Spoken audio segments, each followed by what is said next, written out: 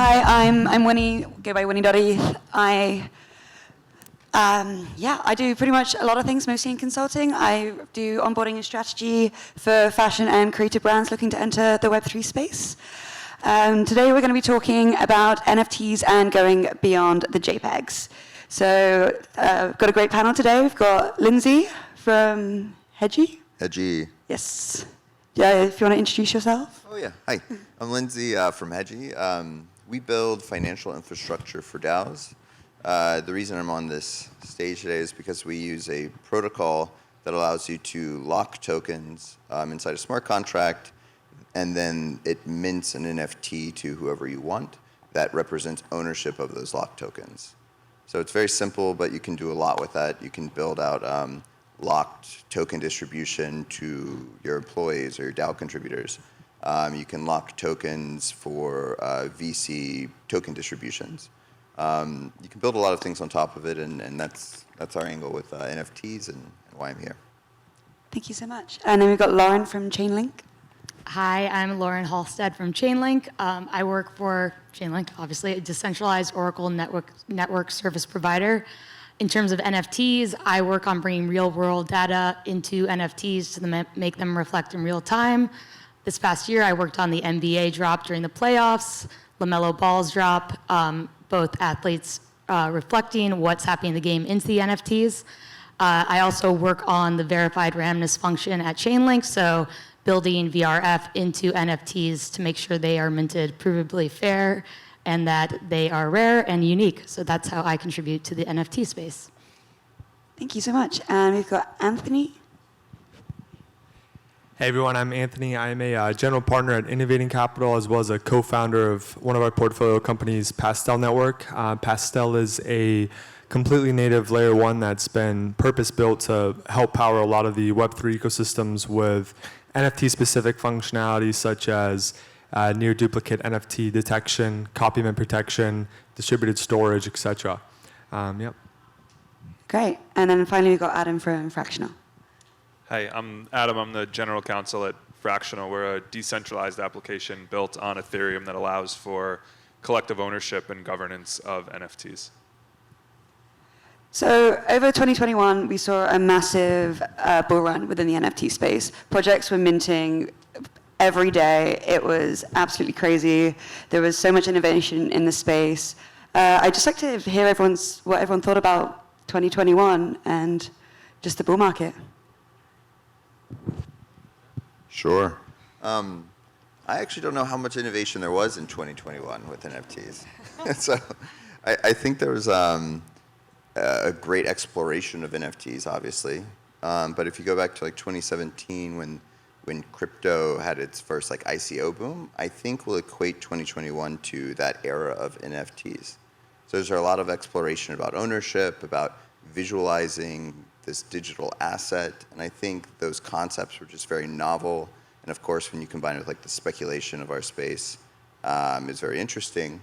But I think overall, 2021 to me feels more like just the first scratch of what NFTs will actually be. Yeah, I mean, definitely to your point, back in 2017 and 2018 when like 721 first came out, the initial NFT standard, this concept of digital art or PFPs or how we saw NFTs emerge in 2021 was just one of a myriad of use cases.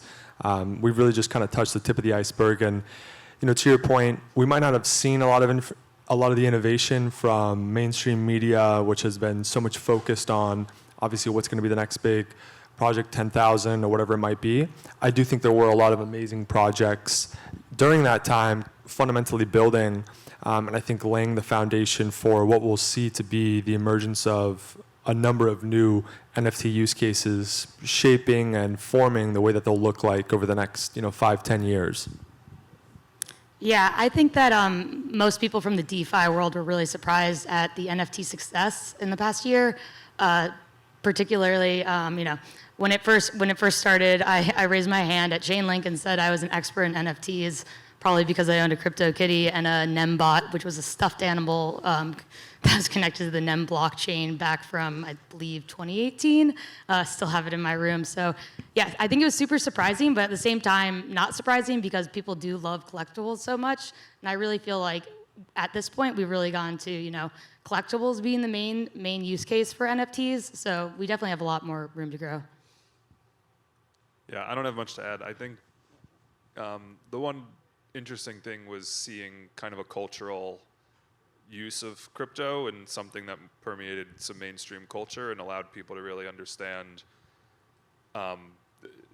native community online with PFP collections or NFT projects at their center. For sure. With regards to now looking into what's going to happen next, and so this is going to be on the JPEG, what do we think is going to be the next big thing for like the future applications of NFTs? Well, I mean, one thing that's interesting is we've seen a lot of amazing collections, and this might sound obvious, but we haven't necessarily even seen digital art emerge as a real use case of NFTs directly, right? You've seen collections of 10,000 where membership now announces ownership into this particular community. But we haven't actually seen a tremendous amount of emergent creators coming into the space, traditional artists, traditional digital artists that have come in. So I do think that that's one kind of obvious use case or example that has yet to even kind of come about. And so what I'm excited for are some of the projects more kind of curated, like the super rares of the world, that will continue to innovate and develop technology to help better either curate art, provide some sort of level of semblance or on-chain rarity scoring or whatever it might be, that will really help attract artists from kind of the traditional world to come into the space and actually start looking for ways to actually monetize versus a Yuga Labs of sorts, for example. I think we'll see a bit of an evolution from 10K PFP projects as PFPs to more as membership clubs. I think the exclusivity or the interest in being part of those communities will start to really depend on how those communities take shape. I also think some of the interesting things that are being done with consumer brands like Tiffany's and CryptoPunks recently. Starbucks announced that they're going to have a Web3 strategy that's coming out next month. I think will be pretty interesting for what the future of kind of like a mainstream adoption from a consumer use case perspective looks like. Yeah, I'm happy to add on to that with a membership fee. So far, if you own a PFP, you're granted access to go to whatever party. But at this point, I think that in the metadata, it's not. We haven't really quite figured out or dialed in how to make the NFTs. So I work on dynamic NFTs, dynamic. So if I went to 10 concerts, it's recorded in the NFT, and then something will be produced out of that, and you can track your fan base or your fan life through the NFT on chain and then get rewards from there. This is spoken about all the time, but I just feel like it hasn't been implemented at the level that it has to be for it to be truly successful. So the thing I'm most excited about, I think, is seeing how NFTs might impact fundraising for tokenized projects, whether it's a DAO or any type of digital asset community. Traditionally, we've seen tokens, and we've seen a lot of models for fundraising with those. But if you look at like Nouns DAO, what that did and just how powerful that was, and their mechanism of distribution and continual treasury building through these auction type fundraisings, I think the vibe I get from a lot of communities I speak with that are tokenized is that they want to move away from that into something that is less volatile than your vibe of your community rising and sinking on like an exchange. And from a lot of new communities, I see them opting to go for a Nouns fundraise, or I'm sorry, an NFT fundraise, rather than some traditional like token fundraise. So I think over the next year we may see a big shift in that. And I also think as far as the application of NFTs to a lot of the other points up here, will go much deeper, whether it's like consumer brand application with Tiffany's, or it's integrating to make real assets maybe more secure. I think there's going to be a lot of interesting applications of the actual technology of an NFT beyond just this collectible, which I do think the collectible is very cool and will continue to grow.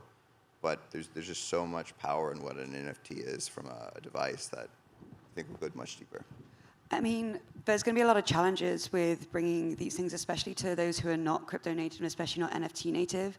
There's been a lot of negative news around it, and especially with that kind of onboarding.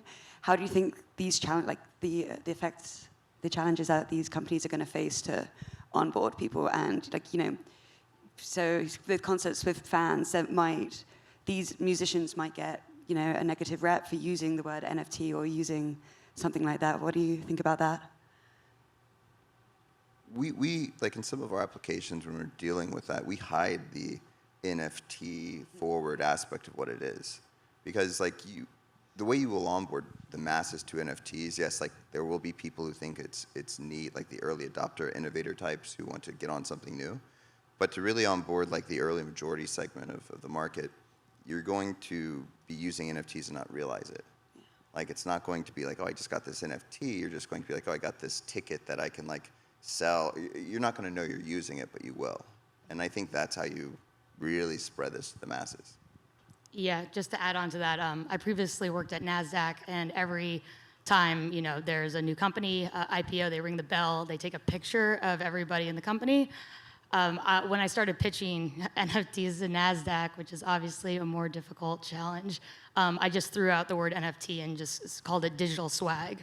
So what do you get when you ring the bell? You're gonna get T-shirt, champagne, and this other component, which is the NFT. But it's just another form of something you can get as a reward and then use it over time. Yeah, I mean, I think a lot of it too boils down to education and the industry just maturing over time. We talk about NFT right now. It almost, to me, sounds a little bit analogous to Bitcoin back in 2012 or 13, which was synonymous with Silk Road and money laundering and things like that. As the industry kind of matures and adopts, people will realize, and they probably won't even use the terminology, right, non-fungibility, in commonplace settings. It's more of the actual underlying protocol standard itself. It's the plumbing.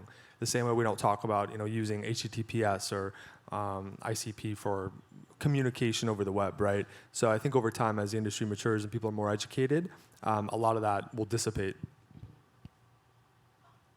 I don't have much to add to that. I think it was covered. Sure, of course. So I guess with the challenges as well, everything is trying to be tokenized right now. I mean, from property rights, what should be on-chain and what should be off-chain, and what should be tokenized and what shouldn't be tokenized, what should be turned into an NFT, and what just is getting a bit silly. So I think a lot of the efforts to tokenize real-world assets have significant legal challenges, and I think a lot of times it's much more symbolic than legitimate, and I think that's something people generally need to be aware of. I think efforts to tokenize real-world assets are all well and good, but I think the real-world legal mechanisms still need to catch up to that, and they are very, very, very far behind. I also think a lot of efforts to tokenize everything begin to give them different properties or qualities, and while liquidity in secondary markets are all well and good, it definitely changes the character of how they're viewed off-chain that I think collectively people just need to be cognizant of. Yeah, so one example I'll use is working with sports. I think that putting the results of a game on chain makes a lot of sense because ultimately it's a final score, a final outcome, and you want to keep track of that outcome. So it's irreversible. So it's on the blockchain, it's on chain, and it's reflected in that NFT, and then you can see that throughout the life of the NFT. So in that case, it makes sense. You could say the same for music, for streams. Say you had a music NFT that had streams coming in it. You'd want to see that it hit a certain threshold to give it gold, platinum status. So just those are two examples of something I think that should be on chain. Yeah, I would go back and reference somebody else for something that shouldn't be on off chain. I have no idea, to be honest with you. I think I go back to the Unisocks idea though.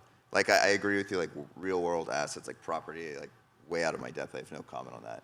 But I do love the idea of NFTs, especially with brands and collectibles having some tangible thing that they can be redeemed for, perhaps.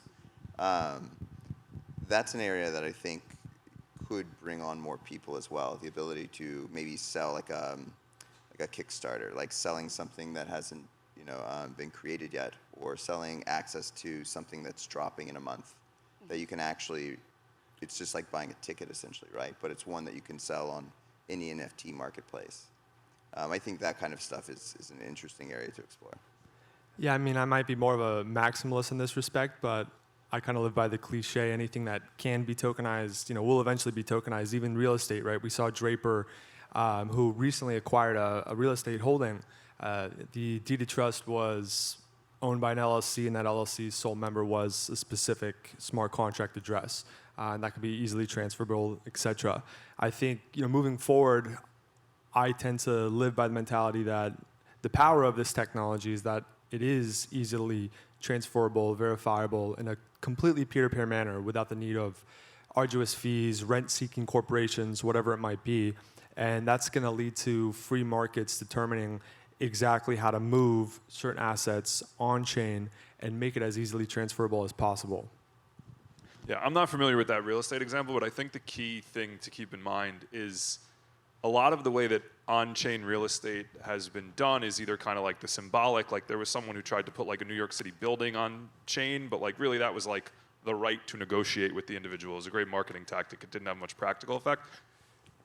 If you're putting the deed or something in an LLC and then you're selling interests in that LLC on-chain and like tokenizing the LLC interests, that's a very different structure than actually putting the ownership of the real estate on-chain. So I think it's just important to distinguish between a centralized entity that owns an asset, chopping up that centralized entity into tokenized units and then putting those on-chain relative to like truly digitally native assets that you can put on-chain from the get-go. I think we certainly can get there, but I think legal structures and the way that we've done things from a legacy perspective will really need to catch up in that instance. The other thing that I don't think should be on-chain, if we're sticking with this one, a lot of people talk about like medical records on the blockchain, and it's like such a good use to like transfer things and makes ease of information. Like any PII, they call it, publicly identifiable information. I think there's real dangers in putting a fair amount, definitely a fair amount, if not all of that on-chain, in that it's then on a public database that anyone can use and look at and track. And I think you've begun to see that with Tornado Cash this week and tracing ETH that might have flown through Tornado Cash a very long time ago, but now gets kind of tainted and caught up in that. So I think some of that movement is ill-advised for the time being, I would say. Well, one thing I would just kind of note to that is I think it's important not to necessarily conflate the use of blockchain and semi-permission ledgers or even kind of privacy-based intrinsic ledgers that could have use cases to serve things like medical records or even digital identity over time. And there might be applications for that in kind of a centralized setting, which is obviously very different than necessarily tokenizing some of that data itself. Yeah, I think that's a fair point. I mean, going on to that, so the soulbound NFTs has been a huge thing that Vitalik is speaking about lately. So, the non-transferable NFT that is stuck in your wallet, where you can look at things like, criminal records and medical records being soulbound, and with that being on-chain, there's huge risks for privacy and all of that. Yeah, what do you think about soulbound NFTs? I'd love to talk about that. We're talking backstage about this. So a soulbound NFT is just a non-transferable NFT. It's an NFT received in your wallet, and you can't transfer it to anybody. Just like any technology, you can use it any way you want. You can use it for good. You can use it for bad. You can do anything. So as a technology, it's not good or evil. It's just something you can do. And obviously, I know we were talking, and you could maybe do something nefarious with it, but it's a really powerful device. I mean, one caveat here is just because it's non-transferable doesn't mean it doesn't have other technologies associated with. The creator can destroy it, right? So it's not permanent. It's quasi-permanent. It has different rules that allow you to do different things. One application of this is the ability to give platform-agnostic admin rights to your DAO. That's where I see this happen with the HATS protocol. Something that I can say, hey, you're a really good guy. Here's this non-transferable NFT. You can control our multi-sig, or you can access X, Y, and Z no matter where you are just through your wallet. So I think as far as technology goes, it's just a pretty cool tool and technology that people will use in various ways. But just like all of this stuff, I think, you have to put it out there and let people explore and build on it. Yeah, I think that permanent, NFTs aren't necessarily a bad thing. Going off of an enterprise example, say Equinox, every time you go, you get a proof of attendance, POAP, that you checked in. Say you go 100 times in 1 year, all of a sudden you get a NFT minted that says you have a lifetime pass to Equinox Malibu. Don't think it exists. But you don't want to be able to transfer that proof that you went to Equinox 100 times to get that NFT to somebody who doesn't even belong to Equinox. So in certain cases, it makes total sense for it not to be transferable. In that respect, too, I mean, there's also use cases around insurance where underwriters can actually intrinsically take in that on-chain data directly, which is also why digital identity or things like certain records might even be more palpable from on-chain perspectives. Imagine you have an insurance policy where your premium is going down over time because you have this on-chain data which is easily identifiable, from Equinox to whatever carrier you have, and your premium is going down over time because, all right, you're less risk of long-term obesity or whatever it might be like that. So we're seeing interesting use cases emerge from that respect. There's also some interesting conceptual ideas around Soulbound NFTs with regard to accredited investor laws, which basically determine whether you can or cannot invest in certain things under U.S. securities law. So like basically taking a test to demonstrate that you have fluency in investments or something like that, and then using a Soulbound NFT to verify that then allows you some type of token-gated access or something to certain drops or certain investment platforms or something like that I think has a lot of merit and kind of satisfies both investor protection ideals while also giving people the freedom to transact. I don't necessarily completely agree with it, but I think like those also get at very interesting concepts where, to me, credentialing and Soulbound NFTs in that respect makes sense.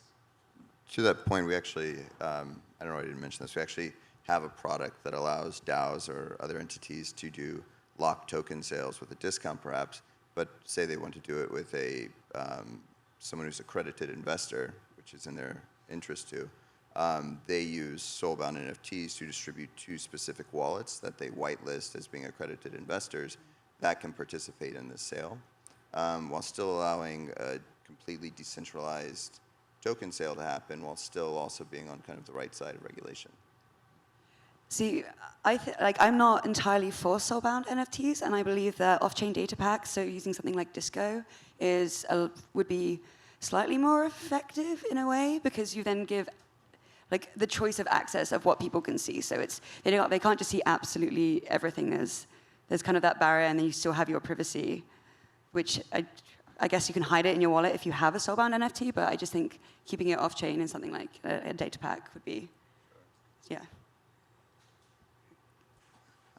I don't know.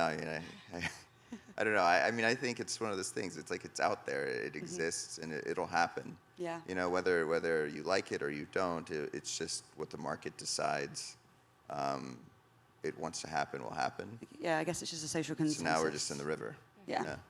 I mean, from that perspective, it's like, what do you think should and shouldn't be tokenized at the end of the day? I mean, like medical records, do we need to tokenize medical records? I mean, I think the point that was made earlier about doing them on private blockchains or enterprise level blockchains or something like that, like ease of transfer of certain records and like things that just have a lot of friction in order to allow them to work seamlessly, like it makes sense conceptually, but I think privacy is obviously a huge consideration. I think security is obviously a huge consideration.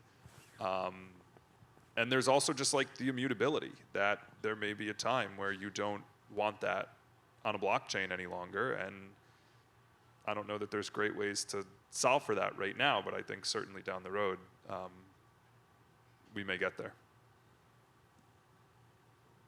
Yeah, what don't you want on, like, what wouldn't you want about, if you like fast forward maybe 50 years and all my behaviors are tracked on chain, I wouldn't want anybody on the internet to know what I was doing every second of the day, because I mean at that point I'm an NFT, so like just certain things you've done, like I don't think every single detail of your life needs to be put on chain, so there's definitely privacy that should be put in place, so yeah.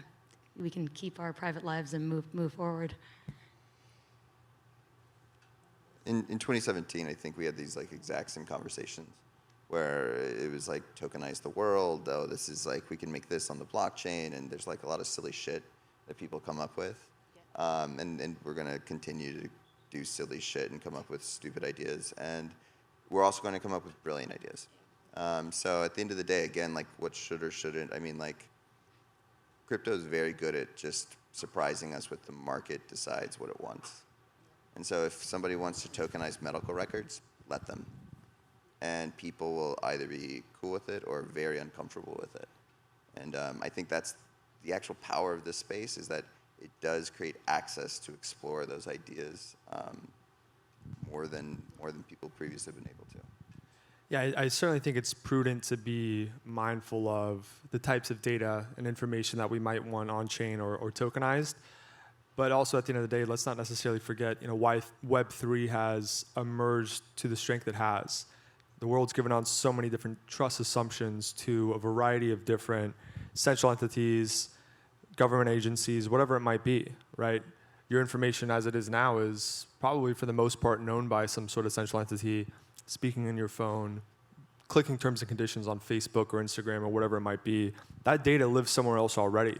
So how can we start to extract the value away from a central intermediary back to ourselves and take back ownership of that data, take back ownership of our participation in the network directly, and further almost incentivize ourselves with our own data and our own rights and our own privileges. So I try to look at it in a more kind of positive light in terms of what the benefit of that could actually lead to. I have a cool example, actually. I was thinking about a year ago, somebody reached out to me, and they were working in Philadelphia as a teacher, and they wanted to put grades on chain and attendance on chain through an NFT and make the student an NFT, and that would encourage them to go to school and participate, because they got good grades and they went all the time, they would have more value on their NFT. And I actually thought it was a really cool idea. I think it's inspiring, and maybe that would get kids to participate more. But then the flip side, after the call ended, I'm like, what school is going to let somebody put grades on a public blockchain so that anybody in the world can see them? That doesn't seem very feasible to me or necessary. So that's kind of, you can see how it could go good or go bad. You could be, so the colleges are looking and they see they failed certain classes. You don't. I guess you have to do that anyways. But you won't want to be completely transparent in that way. And yeah. I mean, yeah, I'd like to go down more the positive route now. Like, what kind of applications are you actually excited for? Yeah, I mean, I mentioned this earlier, but I'm very excited for like NFTs in the Now and South space to come out. I think it was such a cool thing to see over the last year. They have a lot of really cool things coming out, like Nouns Builder and just a few other things to maybe create broader access to communities. And I love the idea of what NFTs can be. Like in my mind, they create a visual identity for a digital community, which is something tokens don't. So, we all have like our little bag of tokens and we hide it from people and we like go in the Discord and we're kind of like trollish about it. But like with these NFTs, like you wear it as your Twitter icon, you wear it as like a badge. Every nouns or nouner wears their like thing they bought with pride. They wear their ownership with pride, and I think that's such a cool thing. So I look forward to seeing NFTs being shared by people like who are part of these amazing communities popping up and wearing these NFTs with pride as like belonging to a community. That's what I think is the coolest power that we've seen, and I think we'll continue to see those communities become like much richer and deeper, and that's what I'm excited for. Yeah, building off that, I'm extremely excited about seeing the creator economy grow. Project we're working on was a golden ticket NFT drop. I'm a big house music fan, techno fan, so they identified the top 50 people in Brooklyn, New York that have led to, a 50-person party at Elsewhere to a 200,000-person event at Electric Zoo. And I know from experience also working in that industry that it's extremely hard to identify who the real fans are. Like, you think it is easy, but it's really, really not easy to determine who started a trend. You can go in circles around it, but people now are buying in from outside. These entertainment groups really do want to know and help people and identify those who have always been there from the start succeed. So I think with this technology, it's just going to keep building, and we're going to have more utilities, and you're really going to see, if I was the first person who found this artist, you're going to be recognized by that artist, and you'll be able to interact with them in a different way than you would before. And I'm just like Lindsey said, the community is just going to grow and grow, and you're going to find certain subsections of society that you really vibe with or get along with, your family. I always laugh at cheesy terms like that, but it's true. And even through crypto, I've been connected with people taking the NFT out of it, like say crypto is an NFT, connecting with like-minded people that you share interests with and bond together and create a new community. Yeah, I think that's spot on. I think the ability to verifiably verify that someone owns a certain NFT or asset or something like that, and then allow for community experience and relationships to form around that, and just people to, similar to kind of Noun style, but just like do cool shit by virtue of the fact that they're in the same community and they have similar interests, or they kind of want to build a project related to that or on top of that or something like that. I think those are some really interesting use cases. And I also think over time, dynamic NFTs and just the ability to like incorporate that data into an evolving asset, for whether it's art and it's something that you display, or whether it's some of the examples that have been used about being a super fan or something like that. I think those are really cool use cases. I mean, people already obviously like loyalty rewards and points and all that kind of stuff, and I think being able to do that in a dynamic way that is provable, verifiable, authenticatable, if that's a word, at any given time, are just really cool and exciting things that'll be with us probably sooner than we think. Yeah, I mean, look, some of the stuff that even you guys are working on up here, like at Fractional, right? I mean, what's exciting to me is going back to that obvious use case of digital art. The art economy over the world is, nearly $1 trillion, and we haven't necessarily seen that creator economy fully develop and emerge. More importantly, as well, over time, how hard is it to, let's say, acquire the Mona Lisa and actually share in fractional ownership of that? So to me, the democratization of assets, whether it's financial or creator economy-based assets or whatever it might be, I think all of these things are just more palpable and feasible in an on-chain setting. Yeah. Well, I mean, one of the things that I'm most excited for, like touching on what you said about identity and coming from the fashion industry, is understanding how these on-chain identities are then going to transfer to off-chain. I mean, we have merch, right? And like for me, a T-shirt with a logo on it doesn't resonate for me as like, transferring my, even like I'm a Cool Cats maxi, I love the cats, but wearing a little white T-shirt with a little blue cat on it just doesn't really resonate with me. So I'm really excited to see how the fashion industry comes in and starts to collaborate with these brands and understand how we can transfer that on-chain identity off-chain. I think, surprisingly, when I first saw the Tiffany drop, I was like, immediately no. But then I actually started thinking about it, and they actually have done it in a way where they've found the niche and targeted the correct market, and they did that really well. And yeah, I want to know how you think that identity is going to start transferring off-chain, but still stay within these communities. So going beyond the JPEG.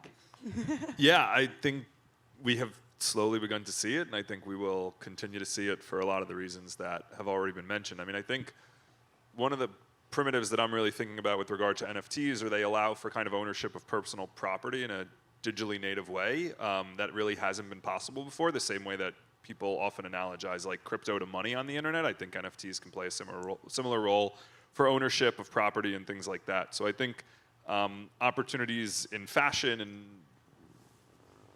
metaverse and all of those types of things that have kind of slowly begun to begin, but really give you the opportunity to own goods in those worlds or own property in those worlds and things like that, or connect ownership of a digital identity to kind of a real life example like you see with forging and merch drops and Tiffany's. I think all of those are things that are certainly coming, and the NFT can really be the verifiable proof of participation in that community, and also ticket and token gated way to enhance and kind of connect those two in ways that we just really haven't had the opportunity to do before.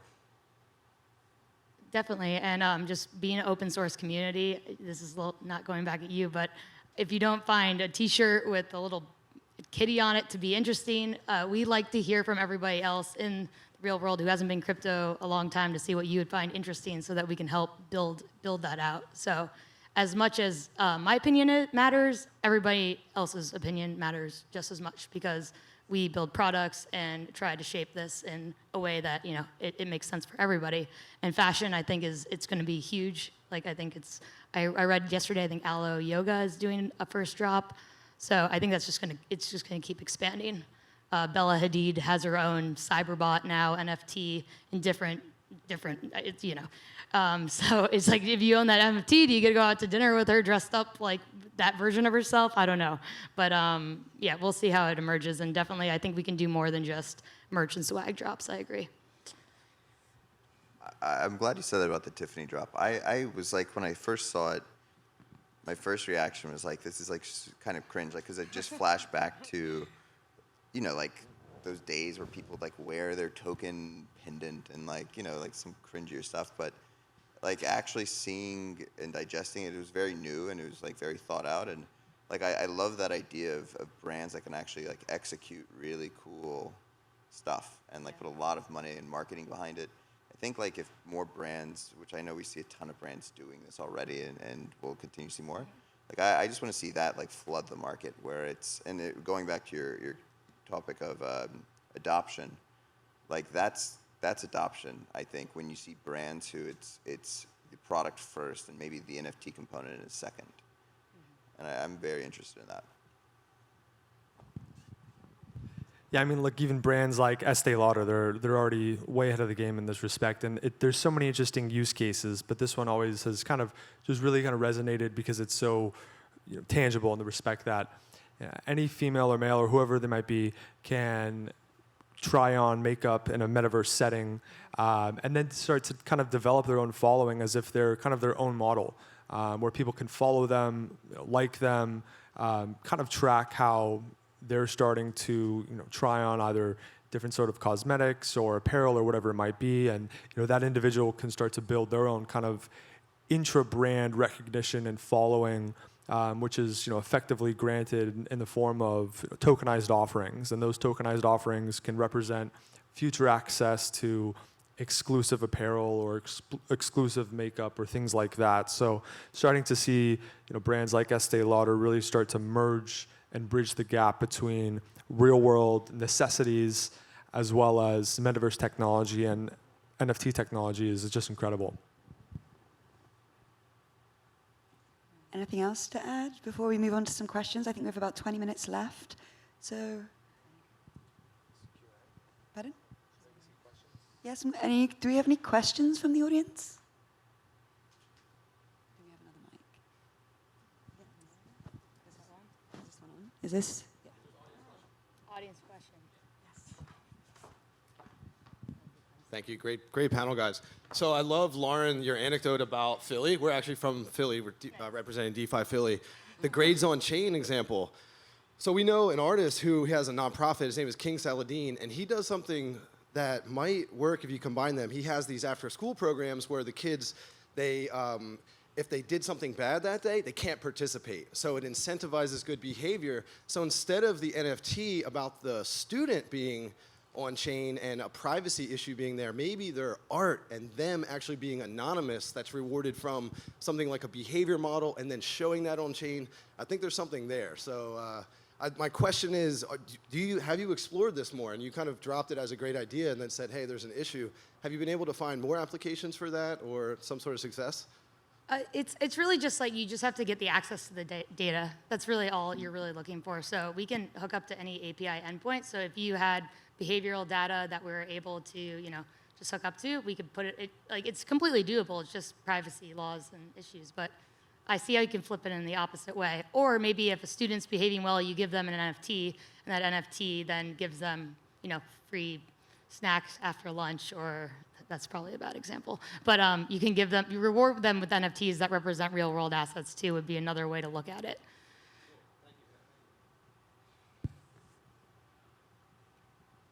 Hi. So I can think of two major things that might be in the way of NFTs becoming like a widespread way of representing ownership. First being the legal recognition, which you guys touched on, and I'd love for anyone that might know updates on where that is. Like, is there any sort of legal enforcement of NFT equaling ownership, or are we still in the realm of, well, you have the NFT, but that doesn't mean you legally own it? That's the first part. And the second part is just getting people onto, like, to have an NFT, they have to be on the ecosystem, and what do I buy this with? Ethereum, what's Ethereum? So it's streamlining that, like, fiat to NFT, back to fiat. Like, where are we on these two fronts? I'm happy to take the legal one. So I think if it's something that's minted on chain, you own the token that represents whatever the asset is, and oftentimes that's in some type of like contractual or quasi-contractual agreement in like a terms of service, and it relates to IP of the NFT, or it relates to some other right of claim or something. But in my opinion, at least, it's very difficult to bridge assets that live and are owned in the physical world and try and translate that to on-chain ownership. There's like ways, and I think the real estate example that was given before about the LLC interest representing ownership in an LLC that owns an asset. Like, those, I think, are probably the closest way that we can get there now, and all of those types of owners can agree that that's the mechanism by which they recognize ownership. But when you're still trying to get that physical thing on chain, I think that becomes very difficult. But for natively digital assets, I think it becomes a lot easier, and then the question just kind of becomes like, what's the contractual agreement between the creator or the project and the owner of that token, and what do you get embedded within ownership of that token? Well, one thing to keep in mind too, and it's sometimes not as apparent to most NFT investors, when you actually buy the token, if it's meant to represent a high data fidelity type object, it could be a JPEG, it could be a metaverse game, it could be a wearable, whatever it is, that token itself doesn't hold the actual quote unquote data. It holds a pointer to where that data might be stored somewhere else. It could be IPFS, it could be an Amazon web server, it could be your local computer if you minted the NFT itself. And so we've seen obviously the copyright conversation start to come into play here, and I'd be curious to hear your thoughts from a legal background. But from my perspective, it's still very gray. We saw it with the Ryder Rip Bored Ape collection most recently, where there was obviously a very clear, hey, this is protected under certain kind of speech protections overall in terms of how they went about it. They're not just ripping off a project of 10,000. There was kind of a clear denunciation of that project itself. And on the flip side, you see people who are being a lot more, I guess, aggressive and offensive. Take Nike or Coca-Cola. They have a portfolio of IP, a Nike swoosh or a Coca-Cola bottle or whatever it is. They're actually going and applying for new IP that's not protected under the USPTO for use of that same IP in the metaverse itself, as almost like a completely Chinese wall between the two, if that makes sense. I'm curious to hear if you have anything to add to that. Not much. I mean, I think it's just important to know that when you own a digital asset, you don't necessarily own the copyright to that asset, oftentimes in like a piece of work. Like, you might have a limited license to like display it in your home, to display it on a secondary market, to resell it. But like, you can't go and print t-shirts of a piece of digital art just because you own the NFT of that digital art. And I think that's an important distinction that people miss a lot. The caveat to that is, like, again, the terms of service or the terms of sale can govern that and can change that. I mean, you can really divide up a lot of copyright rights in some pretty unique ways, and I think that's one of the innovations we haven't touched on much, but I think a lot of the recent chatter about CCO and what's kind of the right IP approach gets at a lot of those concepts, but those are other important considerations with regard to some of the legal considerations for NFTs. Yeah, and to your second question, it's definitely early, right? There's not an easy on-ramp, nor is there necessarily a completely easy on-ramp to acquire crypto straight up, or Bitcoin or Ethereum even, right? I think it's just more of a growing pain of the industry itself. Obviously, there's a lot of platforms, whether it's Circle or Stripe even, that are looking for ways to make it as easy to acquire an NFT with a credit card. and they do everything in the back end, spot settlement, things like that. But it's definitely still nascent stages in that respect. On that second point, this is just an example from a guy in our office at Unlock Protocol. I don't know if you're familiar with it, but he does like passes for physical events that are NFTs, and you can just buy those with your credit card. So in that case, you're not obviously going like OpenSea and buying like speculative investments, but you're just paying $50 for a pass that you can also buy with your credit card. And I like that approach to creating cash on flow to NFTs, where it's just app specific and it's just working with like a payment provider. So whether it's OpenSea doing that or this guy at Unlock Protocol, I think we'll find a way where there's demand for sure. So there's a question from the live stream by Polynomad, which I'll ask. The question is, so dynamic NFTs are exciting as a use case. What are examples of physical, digital, assets creating real-world utility and digital benefit? For example, a fashion clothing that has a chip inside that shows that a person is part of a community and also has some sort of metaverse or digital replica. Sure. I'm happy to give an example. A project that I love personally is MetaFactory, and it's a group of crypto natives that started it. And I actually now recently have a shirt that has a chip in it. So I got it at an event, NFT NYC. So it actually has a chip, and that chip is connected then into the shirt, can be seen in the metaverse as well. So that's probably the first time I've actually seen a physical and digital thing being able to be used in different contexts. So once I have that shirt, I'm wearing that shirt with the chip in it, and then I have my avatar in the metaverse. I'm wearing that same shirt in the metaverse, and it's verified through the NFT and through the chip. So I think this will continue to happen for larger fashion brands. This is just a very small project that's done it so far, one of the more innovative projects. But I think that MetaFactory would be a great place to look to see what's going on, to then see what will be projected into the greater fashion world. I hope that answers your question. I'm not quite sure about the dynamic aspect of it, but I don't know how dynamic that is, depending on your definition of dynamic, I guess. I mean, I guess you could look at the dynamic aspect from a supply chain transparency kind of perspective. Yeah. So I know there's a couple of diamond-based brands that are like, they track where it's coming from, so to make sure it's the ethics of that. And I know that Aurora have just started implementing with Prada, which is amazing, and that's more for authenticity more than supply chain. But then there's a lot of the issues when it comes to the physical chipping of things. Like, when does it? The barrier comes is like, what happens when that chip gets detached from the physical item, and then does the NFT get transferred with that? And then so what happens when you have the digital twin when it gets detached from that? So I think that's really interesting. That's how I got into crypto and into NFTs in 2019, from looking at things like the Fabricant and DressX and seeing how they're applying. I guess Fabricant could be a really interesting application for dynamic NFTs. So yeah, I think that's just really exciting.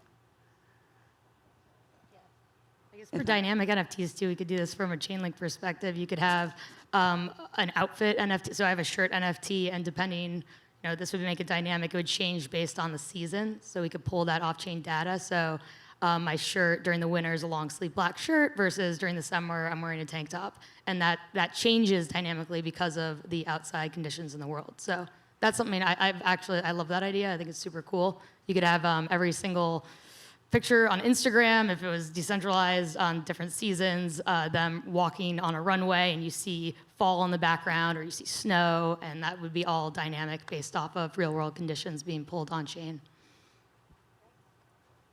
I think we've just run out of time, so thank you so much everyone for being here, and thank you for the questions.